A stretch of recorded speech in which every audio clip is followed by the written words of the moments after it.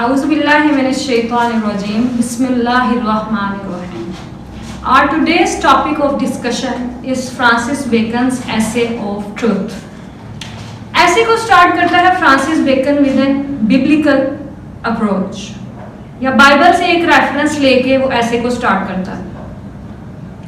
अगर हम जब एक स्केच अपने जहन में बना सकें, अदालत सजी हुई है, प्रिजाइडिंग ऑफिसर सीट संभाल चुका है जो कि पोंटियस पायलट है, उसके सामने बेबस जीसस क्राइस्ट को कटहरे में खड़ा किया जाता है, और अगर मैं वो इमेजिन कर सकूं तो वो मुझे मुबहम सा मुस्कुराता हुआ भी महसूस होता है और कहता है व्हाट इज ट्रूथ, सच क्या है, और उस इंसान की बेबसी में हंसता हुआ महसूस होता है और क्रूसीफाई करने का ऑर्डर दे देता है। इस सेटायर से ऐसे को शुरू करता है bacon.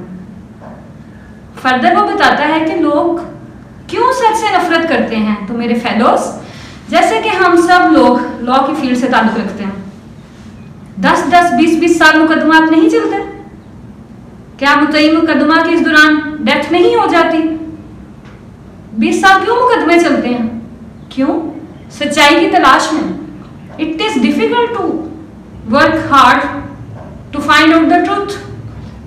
The second thing is this: it is difficult for human being to digest the truth. हम उसको हजम भी नहीं कर पाते, तलाश करना भी मुश्किल और हजम करना भी मुश्किल। अगले पार्ट में वो कहते हैं कि lie और player क्या है? A mixture of lie doth ever add player. इंसान का जहन इस तरह से है कि अगर आप हमेशा सीधी स्ट्रेट बात करी जाए, आपसे कहे कि एक दिन तो तुमने मर जाना है, तो तुमने अब जी के क्या करना, तो वो तो मायूस, बिल्कुल उसकी तो लाइफ एंड है, वो फिर जिएगा किस लिए? एक उम्मीद है, एक सच में झूठ की मिलावट है जो कि इंसान को जिंदा रखती है, इंसान को फ्रेश रखती है। राइटर कहता है कि जो सच है वो डे लाइट की तरह है। आप अगर प्रेजेंट करते हैं कोई भी, जिस तरह अगर प्रोग्राम आता है टीवी में, या अगर डे टाइम पे कोई प्ले प्रेजेंट किया जाता है, तो वो सीधा डे लाइट में होगा। आपको उसमें क्या अट्रैक्शन नजर आएगी, क्या कशिश है इंसान में उसके लिए? वो एक मोती की तरह। मुझे ये बताएं फेलोज, सच्चे मोती की क्या कीमत? वो तो सिप्पी में बंद होता है, उसकी कीमत तो तभी बनती है ना जब उसे फर्दर और चीजों में ढाला जाता है। तो रात की रोशनी कलरफुल है, वो चीजों को रंगीन करके दिखाती है, उससे मुशाबहत देता है वो झूठ को कि वो एक हीरा है, डायमंड है। अब डायमंड की कीमत और एक पर्ल की कीमत में डिफरेंस हम सब लोग जानते हैं। फिर राइटर, पोएट जो है, राइटर ऐसे में ये कहता है कि पोएट्री को वो वाइनम डैमनम कहता है। लिटरेट एक वो वर्ड यूज करता है वाइनम डैमनम, कि ये शराब है, बिल्कुल एक शराब से मुशाबहत देता है इसको।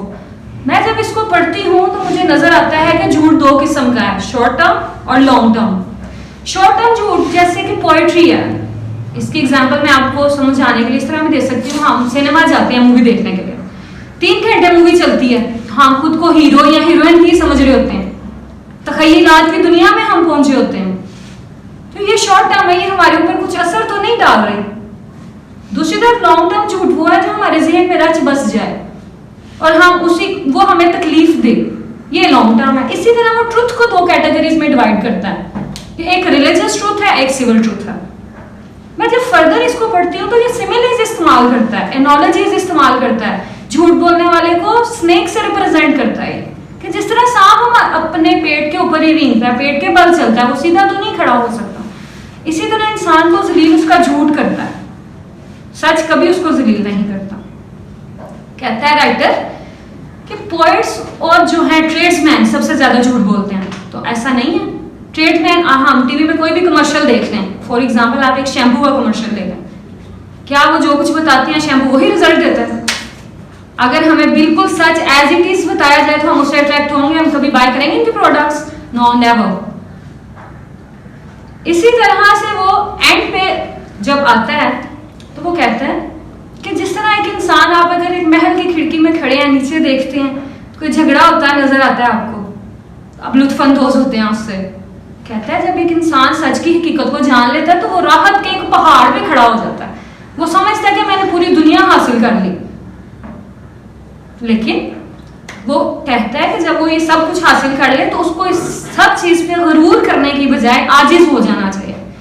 आप किसी चीज की हकीकत को जान लेते हैं तो फिर आप में आजी आ जानी चाहिए और आपको दूसरे लोगों की खिदमत में और सदका में मशगूल हो जाना चाहिए, बजाय इसके कि मैं तो एक चीज की हकीकत जान चुका हूँ तो मैं तो सब कुछ हूँ। नो नेवर, ऐसा कुछ नहीं है।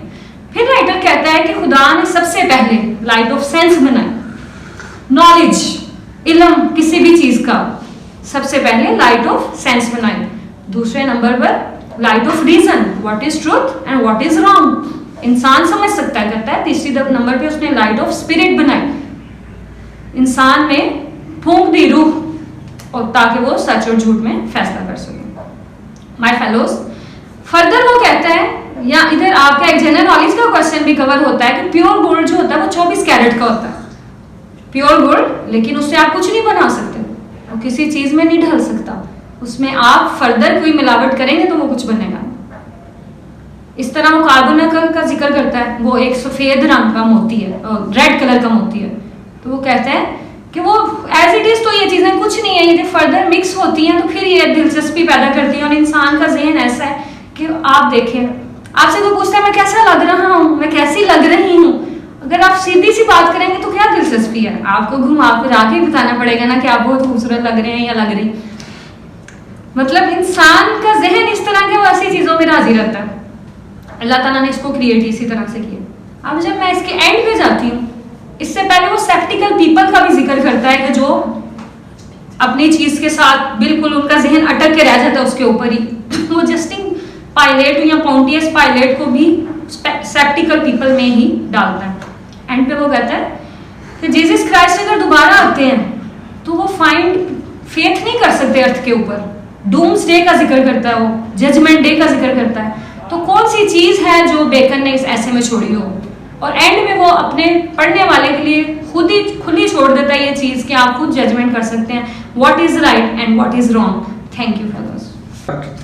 Assalamu alaikum dear fellows. Today we are again here from the platform of Babling Law Academy, and today we are going to discuss about an essay of truth written by Sir Francis Bacon. It was the first essay in his book Essays on Conscience, Civil and Moral. There is a single man idea in this essay जो कि truth के बारे में है। इसमें pilot का जिक्र है जो हिस्ट्री से रिलेट करता है और इसकी जो टोन है वो कन्वर्सेशनल है। So essay starts on the line what is truth, said Justin Pilate and would not stay for an answer. Pilate, इनका पूरा नाम पोंटियस पायलट है and he was 5th Roman governor। और जोसेफ क्राइस्ट का जब trial conduct हो रहा था then he was presiding officer at that time। और वहाँ किसी को सच से कुछ कंसर्न नहीं था, कुछ सच की परवाह नहीं थी।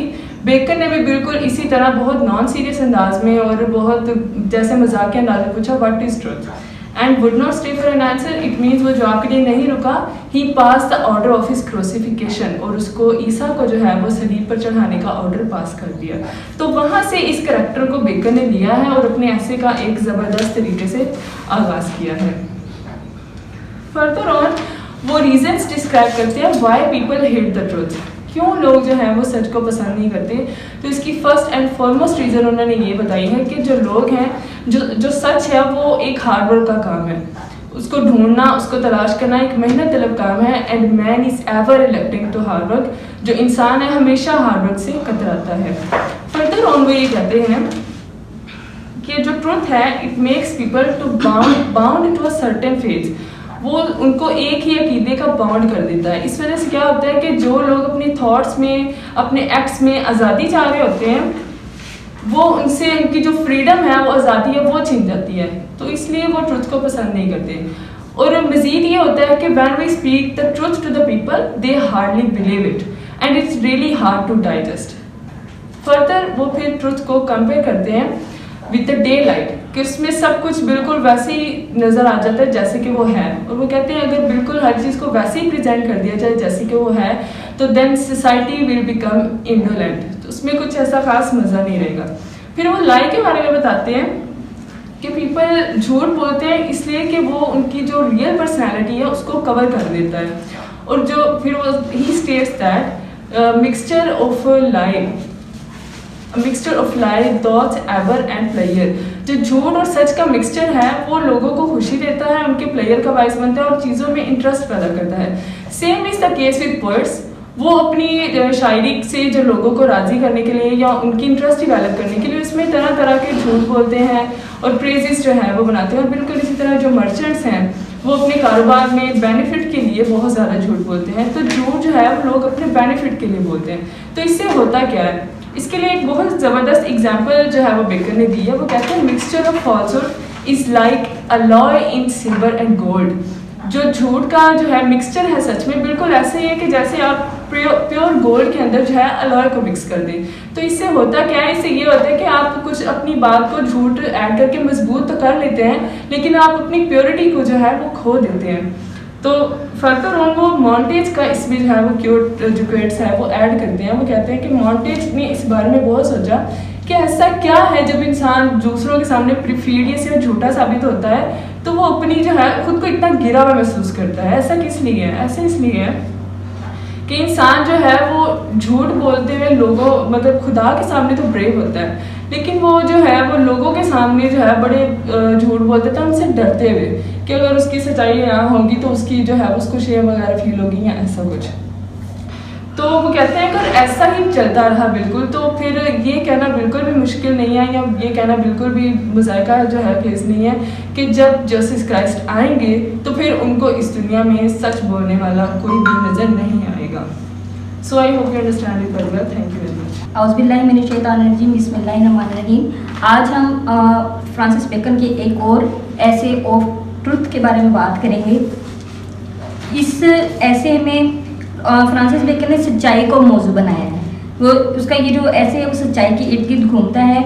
इस मजमून में वो सच्चाई की अहमियत के बारे में बात करता है। वो कहता है कि इंसान को सच्चाई को हासिल करने के लिए मेहनत करनी पड़ती है, हार्डशिप करनी पड़ती है और लोग जो हैं वो लेज़ी हो जाते हैं क्योंकि वो अपने जो झूठ का लबादा है उसके गिर्द रहना पसंद करते हैं। अगर वो सच बोलेंगे तो लोग उनकी हकीकत को जान देंगे और सच को जांचने के लिए हार्डशिप करनी पड़ती है, मेहनत करनी पड़ती है। सच एक बार जब मिल जाता है तो दिमाग से फ्रीडम ख़त्म हो जाती है। इंसान को हमेशा सच की लगन में रहता है वो इंसान और वो झूठ के ख़िलाफ़ हो जाता है। इसलिए इंसान सच्चाई के ख़िलाफ़ होता है और झूठ की तरफ खुद ब खुद चल पड़ता है क्योंकि झूठ में एक अट्रैक्शन होती है, उसमें एक दुनियावी मिलावट होती है। जैसे हम एक शायरी है, शायरी की तरफ क्यों राग़िब होते हैं क्योंकि शायर जो है हमें झूठी तसल्लियों में, झूठे ख्यालों ख्वाबों में ले जाता है। इंसान शायरी की तरफ इसलिए राग़िब हो जाता है, वो सिर्फ झूठ पर मबनी होती है लेकिन वो इंसान के करैक्टर पर इतना असर नहीं डालती जितना झूठ इंसान के करैक्टर पर एक फॉर द लास्ट जो है ना इम्पैक्ट डालता है। इंसान को झूठ बोलना पसंद है क्योंकि दिन की तरह ब्राइट है, दिन की तरह ब्राइट नहीं होता, ये रात की तरह तारीक होता है। सच जो है वो दिन की तरह ब्राइट होता है। जब आप दिन में निकलते हैं तो सब चीज़ें आप पे आया हो जाती हैं लेकिन जो झूठ है वो रात की तरह आपकी ऐबों को छुपा लेता है, डिम कर देता है, इंसान को कलरफुल अट्रैक्टिव दिखाता है। दिन उजाले की तरह होता है और झूठ शाम की तरह होता है। इंसान को झूठे ख्यालात और ख्वाबों में रहना पसंद है, इसलिए इंसान की ज़िंदगी में इंटरेस्टिंग हो जाती है। अगर हम इंसान की ज़िंदगी से झूठ और ये उसका दिखावा निकाल दें तो जैसे एक गुब्बारे में से हवा निकल जाती है इस तरह ह्यूमन बॉडी में से उसका गरूर निकल जाएगा, वो बिल्कुल बेजान सा हो जाएगा, उसकी जो अलूयन है वो ख़त्म हो जाएगी। और इसके साथ साथ ही जो फ्रांसिस बेकन है वो कहता है कि जो शायरी है वो जो झूठ है वो शैतान की शराब की तरह है और ये जो शराब है, झूठ की शराब, अगर किसी को लग जाए तो ये आदत बड़ी मुश्किल से जाती है। अब फ्रांसिस बेकन कहते हैं कि इंसान के अंदर 3 चीज़ें होनी ज़रूरी है। एक उसके पास नॉलेज ऑफ ट्रूथ होना चाहिए, एक इंक्वायरी ऑफ ट्रूथ होना चाहिए और एक ट्रस्ट ऑन ट्रूथ होना चाहिए। इंसान को जब भी सच का रियलाइजेशन हो जाता है तो वो एक बड़े इंसानों के दर्जे में से एक ऊंचे दर्जे की तरफ आ जाता है। उसको चीज़ें क्लियर नज़र आना शुरू होती है लेकिन उस दर्जे तक पहुंचने के लिए उसको बड़ी हार्डशिप करनी पड़ती है और वो दूसरों को देखता है कि लोग किस तरह से बुराई की तरफ जा रहे हैं, वो लोगों को रियलाइज़ कर रहा होता है, देख रहा होता है लोगों की तरफ। अब वो इसके साथ साथ ही वो ये भी कहता है कि जैसे झूठ है और सच का वो एक अलॉय से मिसाल देता है कि जैसे खालिस सोना कभी भी एक अच्छे जेवर में ढल नहीं सकता, इसके साथ साथ हमें एक धात का मिलावट करनी पड़ती है तभी ये खूबसूरत जेवर में ढलता है। और इसी तरह वो कहता है कि जैसे इंसान है वो हमेशा पूरा खालिस सच नहीं बोल सकता, उसके मुखालिफ बहुत सारे लोग हो जाते हैं, वो थोड़ा थोड़ा झूठ के अंदर मिलावट करता है। वो इधर ये बात को डिस्कस करता है कि जैसे एक खालिस सोने की धात तब तक जेवर में नहीं ढलती जब तक इसमें मिलावट ना हो जाती है। इसी तरह इंसान की ज़िंदगी तब तक अट्रैक्टिव नहीं होती जब तक इसमें वो थोड़ा बहुत झूठ की मिलावट ना करे। लेकिन ये एक आर्जी खुशी है। झूठे और मक्कार लोग सांप की तरह होते हैं कि वो ज़ाहिरी तौर पर खूबसूरत नजर आते हैं, जो ज़मीन पर पेड़ के बल रेंगते हैं। इंसान को खुदा से तो डर नहीं लगता जो सब कुछ देख रहा है, उसको अपने इर्द गिर्द जो झूठा और मक्कार इंसान होता है उसको इर्द गिर्द अपने लोगों से डर लगता है जो उसकी मक्कारी और झूठ को जांच सकते हैं, देख सकते हैं। झूठ का भी तब तक बोलबाला होता है जब तक खुदा जो है वो इंसान का जजमेंट नहीं कर लेता और जब तक इसको छूट हासिल है। Assalamu alaikum, dear listener. The essay we are going to discuss today is Of Truth by Francis Bacon. आज जो हम स्टार्ट कर रहे हैं डिस्कस करना फ्रांसिस बेकन का जो एसे है ऑफ ट्रूथ, उसकी ओपनिंग लाइन है, what is truth said justice pilot and would not stay for the answer. इस ओपनिंग लाइन से मुराद है कि जस्टिस पायलट ने सवाल किया जीसस से कि सच क्या है, फिर उसके जवाब के लिए वो रुका भी नहीं, जिसका मतलब ये है, जो ये डिपेक्ट करता है कि कैसे how the human being generally avoid the truth, किस तरह से वो इस चीज़ को ट्रुथ को जानने की कोई एफर्ट नहीं करते, कोई कोशिश नहीं करते कि सच क्या है, क्यों नहीं करते। इसकी भी रीज़न आउट जो है फ्रांसिस बेकन ने की है कि क्यों है ऐसा, जो लोग हैं वो अवॉइड करते हैं ट्रुथ को पता करने के मामले में। इसकी दो रीज़न्स हैं। एक तो ह्यूमन बीइंग हार्डवर्क अवॉइड करता है, वो कोशिश ही नहीं करता, वो मेहनत ही नहीं करता, और सच को पता लगाने के लिए या सच जांचने के लिए मेहनत लगती है। इसके अलावा एक और जो है, इससे जिस वजह से जो है पीपल्स जो हैं या जो लोग हैं वो सच को अवॉइड करते हैं, वो ये है कि इससे उनकी फ्रीडम कर्टेल हो जाती है। मतलब कि जो उनकी आज़ादी है वो कम हो जाती है। जब एक सच का पता लग जाएगा तो उनको उसी को फॉलो करना पड़ेगा, जो आम हालात में हमेशा या फिर मुमकिन नहीं हो पाता। इस वजह से भी वो सच को अवॉइड करते हैं। इसके अलावा बेकन ने ट्रुथ को और लाई को कंपेयर किया है। ट्रुथ को कंपेयर करते हैं वो डे लाइट से, और लाई को कंपेयर करते हैं वो कैंडल लाइट से। कहते हैं कि डे लाइट्स में जो सच है वो डे लाइट की तरह है, जो तमाम मामलात को वाजिया दिखाता है। कोई ढकी छुपी बात, कोई हामी या कोई खूबी जो भी है उसको वाजिया कर देता है, और दिन की रोशनी में कोई भी चीज़ छुपी नहीं रहती। इसी तरह लाई जो झूठ है वो कैंडल लाइट की तरह है, जो आपके कुछ हिस्से, कुछ पहलू को अयां करता है और बाकियों को छुपा देता है। इस तरह और दोबारा ट्रुथ को पर्ल से और डायमंड से लाई को कंपेयर करते हैं। कहते हैं कि पर्ल जो है वो दिन की रोशनी में नज़र आता है और वो खूबसूरत लगता है, लेकिन जो डायमंड है वो रात में भी जब चमकता है रोशनियों में तो एक वो नॉर्मल खूबसूरती से ज़्यादा अट्रैक्ट करता है, वो एग्जैजरेट कर देता है मामलात को। इसी तरह जब हम सच में झूठ को मिलाते हैं तो मामलात एग्जैजरेट हो जाते हैं और लोग उससे ज़्यादा इम्प्रेस होते हैं। इसके लिए ये कहा जा सकता है, combination of the truth and fall has capacity to please the human, कि जो मिक्सचर है ट्रुथ और लाई का वो लोगों को ज़्यादा दिलकश और खूबसूरत लगता है। जिस तरह पोइट्री है वो जो इमेजिनेशन पे बेस कर रही होती है, उसके अंदर कुछ हकीकत और कुछ जो इमेजिनेशन होती है, बल्कि ज़्यादा इमेजिनेशन होती है, और वो लोगों को इस तरह इम्प्रेस कर रही होती है और अट्रैक्ट कर रही होती है। और अगर सिर्फ हकीकत को बयान किया जाए तो उससे लोग अवॉइड करना शुरू हो जाते हैं। इसी तरह एक और इसकी बड़ी ज़बरदस्त लाइन है, a liar would be brave towards God while he is a coward towards man. मतलब कि जो एक इंसान है और उसकी मेंटालिटी क्या है, उसकी सोच क्या है, इसको बयान करते हुए बेकन ने कहा है, जो इंसान है वो खुदा की तरफ तो ब्रेव है, उसको उससे तो डर नहीं लगता जब वो झूठ बोलता है, लेकिन वो लोगों से डरता है, उनसे सच नहीं बोलता, उनसे झूठ बोलता है, उनको खुश रखने की कोशिश करता है, ना कि इसको कि वो रब को खुश रखे। और अपनी आइंदा आने वाली जो ज़िंदगी है मौत के बाद, उसमें जब उसने खुदा के सामने पेश होना है तो उसे उससे नहीं डर लगता, उस सज़ा से डर नहीं लगता, लेकिन उस मामला से डर लगता है जो दुनिया में पेश आएंगे लोगों के साथ। एक और इसकी लाइन है, he shall not find the faith on earth. हम कहते हैं कि जब जीसस अगर ज़मीन पर आए, जिस तरह से मामला चल रहे हैं, जिस तरह से लोग सच को अवॉइड कर रहे हैं, जिस तरह से लोग सच को छोड़कर जो झूठ के पीछे जा रहे हैं, इस तरह आहिस्ता आहिस्ता माशरा तबाह बर्बाद हो जाएगा। जब सच ख़त्म हो जाएगा दुनिया में तो सच के बगैर सिर्फ झूठ के साथ इस दुनिया को ज़्यादा देर तक नहीं चलाया जा सकता। Thank you. बिस्मिल्लाहिर्रहमानिर्रहीम। डियर फेलोज, अस्सलाम वालेकुम। डियर फेलोज, रब्बुल इज़्ज़त की बारगाह में दुआ करते हैं कि या अल्लाह हमें ईमान, सेहत, तंदुरुस्ती वाली ज़िंदगी अता कर और हमें अपनी ज़िंदगी में दूसरों के काम आने की तौफीक दे। डियर लिसनर, इंसान की फितरत आज़ादी पसंद है और वो आज़ादी को पसंद करता है, अगर उसकी इस आज़ादी में किसी किस्म की हदबंदी कर दी जाए तो ये बात उसकी तबीयत में नागवार गुजरती है। सच्चाई भी एक किस्म की हद है जो इंसान के ख्यालात, नज़रियात और उसकी ज़ुबान को कंट्रोल करती है। डियर फेलोज, बाबुल इल्म लॉ अकेडमी के प्लेटफॉर्म से फ्रांसिस बेकन के एसेज की सीरीज का जो सिलसिला हमने शुरू किया है, उसी सिलसिले में से आज हम ऑफ ट्रूथ पे रिव्यू करने जा रहे हैं, जिसमें फ्रांसिस बेकन ने सच और झूठ के बारे में अपने नुक्ता नज़र बयान किया है। सबसे पहले फ्रांसिस बेकन कहते हैं कि इंसान को जो झूठ की तरफ माइल करने वाली 4 चीजें हैं, वो जो 4 वजूहात हैं जो इंसान को झूठ इंसान को अपनी तरफ खींचता है, जिनकी वजह से, उनमें से पहली चीज ये है कि it requires much labour to find out truth, यानी कि इंसान को सच की तलाश में बहुत ज्यादा मेहनत दरकार है और उसे मुशक्कत करना पड़ती है।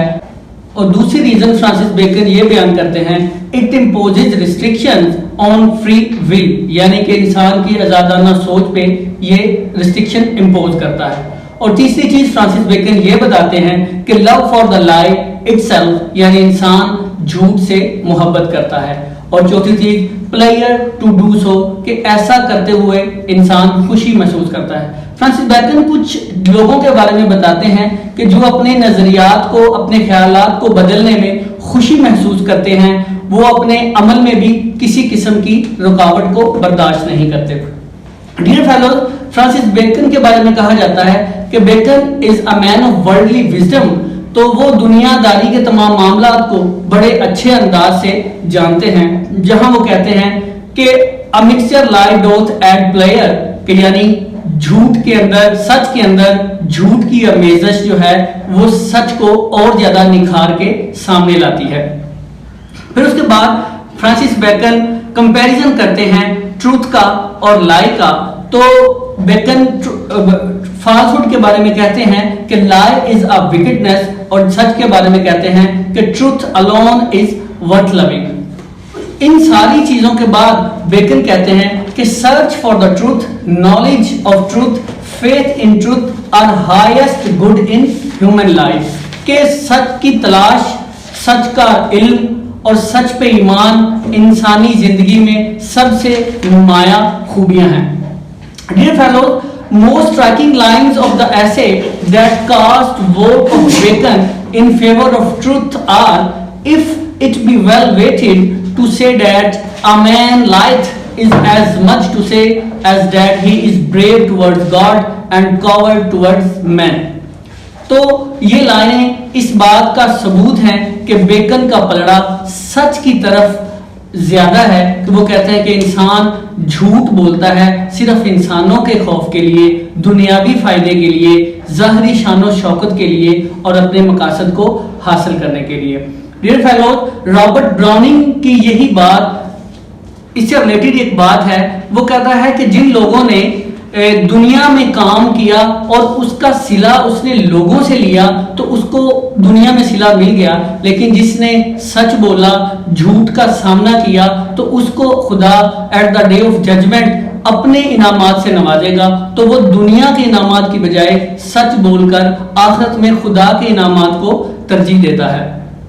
डियर फेलोज, एक शायर ने इस मौजूदा सूरत हाल पे बड़े खूबसूरत अंदाज में कहा है कि झूठों ने झूठों से कहा है सच बोलो, झूठों ने झूठों से कहा है सच बोलो, सरकारी ऐलान हुआ है सच बोलो, घर के अंदर झूठों की एक मंडी है, घर के अंदर झूठों की एक मंडी है और दरवाजे पे लिखा है सच बोलो, गुलदस्ते पे यकजहती लिख रखा है, गुलदस्ते पे यकजहती लिख रखा है, गुलदस्ते के अंदर क्या है सच बोलो।